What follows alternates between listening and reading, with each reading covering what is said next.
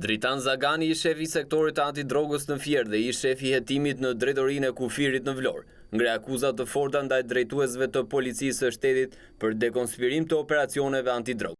Zagani është në kërkim pasi ka thyer arrestin e shtëpisë ku gjendej me akuzën e shpërdorimit të detyrës. I shefi antidrogës rrëfen në një intervistë të gjatë të dhënë për gazetarin Basir Çollaku, e botuar në gazetën shqiptare, implikimin e drejtuesve të lartë të policisë në trafikun ndërkombëtar të drogës. Fliste për një grup të organizuar kriminal që transportonte tonelata marijuane, hashashi, nga brigjet tona, brigjet tona të detit në mjet gomone, në një gomone të fuqishme që mbahesh në Greqi. Gomone mbajnë në Greqi dhe vinte furnizori në Vlorë? Vinte nëpërmjet detit, deri në brigjet e Borshit dhe në fjalë në brigjet në detin Borsh Palas, ku ishte e mundshme për të bërë ngarkesën, ku në atë vi bregdetare, në vijën bregdetare nga Llogaraja deri në Boshë, vinte gomonja nga Greqia, merrte minimumi 1 ton 1.2. Asnjë rrugë 1.2 ton minimumi, por kam pas të dhëna dhe informacion që ka vajtë edhe me 1.7 deri në ngarkesë.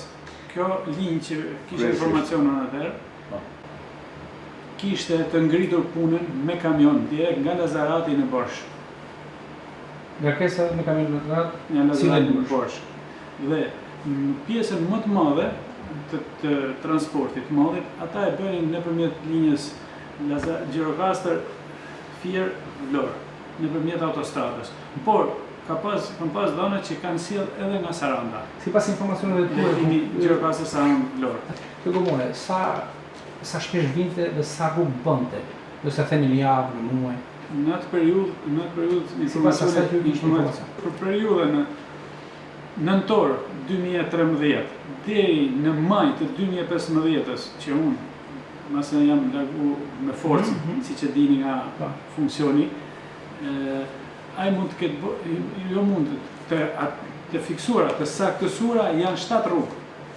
Grup ishte i mirë organizuar si logjistik, ashtu edhe si financiar. Profesion të ky grup? Grup profesion një nga grupet më të organizuar në Vlorë, me mbështetje shumë të fuqishme edhe nga kolegët e mi. Po thoni që ky grup kriminal kishte njerëz brenda policisë? E mbështesnin në veprimtarinë e tyre kriminale? Shumë të fortë dhe të fuqishëm si me atë dhe në vazhdimsi akoma dhe sot. Deri në çfarë niveli ishin të implikuar punonësit e policisë? Homologu i Vlorës në një bisedë që kam zhvilluar me të gjatë kohës që unë isha në Fier, i thash zotërisë fjalë që kam të dhëna që filani për personin fjalë drejtuesin e këtij grupi dhe pronarin e këtij mjeti të fuqishëm që është një nga skafistët më të njohur në Vlorë në këtë fushë, po bën një aktivitet shumë të fortë në drejtim të trafikut dhe përse edhe ju nuk filloni një procedim në përndisni të bëni diçka, të dhëna mund të t'japun sa të duhesh për të bërë diçka. Dhe ai në mënyrë konfidenciale, sepse deri në atë moment më hiqesh koleg, shok, koleg i punës, ishte homologu imi drejt për drejt me këtë punë, më thotë, do një këshill personale nga unë, larg duar nga ky person, nga ky grup. Mos u merr me këtë se e ke kot. I shumë në botën e krimit? Shumë i fuqishëm ekonomikisht, njëri që investon shumë. Dhe ende i pa arrestuar? Ende i pa arrestuar, ende në aktivitet. I thash që për këtë grup në Vlorë kam informacione të sakta që po bën këtë punë, përveç marijuanës, ai po merret edhe me kokainë. Pra, ai ka një linjë që ikën me mjetet në makinën e tij private nga Vlora në Greqi. Në Greqi ka një mjet gomone me 3 motora, me gjatësi 12 metra, me kapacitet deri në 2 ton ngarkesë.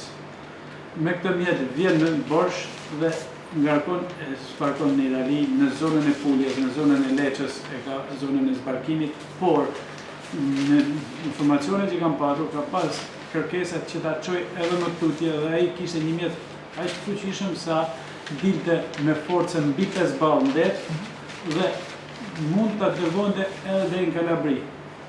Ishte pasuar si biznes ky subjekt? Jo, ky personazh nuk është paktën ligjor në asnjë biznesi. Mund të them që ky është një ndër personat, një ndër trafikantët dhe skafistët më të njohur në Vlorë. Dhe quhet Siç e ka shkruajtur prokurorin në akuz, shtetasi AB. U zhgënjeva për të disatën herë dhe vajta edhe tek shefi i sektorit dhe i thash, Skënder, informacionet e mia po shiten, nuk e marr vesh nga dalë. Pasi mas këtij veprimi që u krye, zoti trafikant është njoftuar me hollësi edhe nga ikën informacioni, pasi ka vajt automatikisht ditën e nesërme në banesën e burimit tim që më jep informacionin dhe i ka thënë tekstualisht: Filani, për emrin tim, është i mirë informuar mbi aktivitetin tim dhe ti nuk i bë mirë që i informon atë për aktivitetin tim.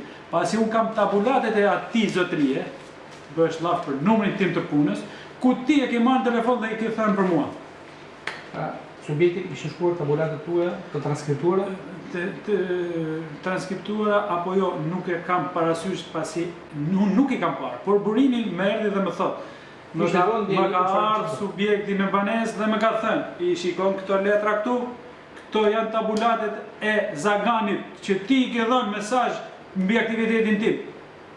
Dhe nuk e kam problem për 2.000 euro që i kam blerë këto, t'i jap edhe 2.000 euro të zhduk juve. 43 vjeçari Dritan Zagani u arrestua me 2 maj të vitit 2015 dhe u dyshua së pari për bashkëpunim në trafikun e narkotikëve, por kjo akuzë më vonë u rrëzua. Ai u dyshua se i ka dhënë informacione për trafikantët një oficeri të Guardia di Finanza. Të premten dhe të shtunën do të botohet në Gazeta Shqiptare dhe News 24. Pjesa e dytë dhe e fundit e intervistës së ish shefit të sektorit antidrogës në policinë e Fierit.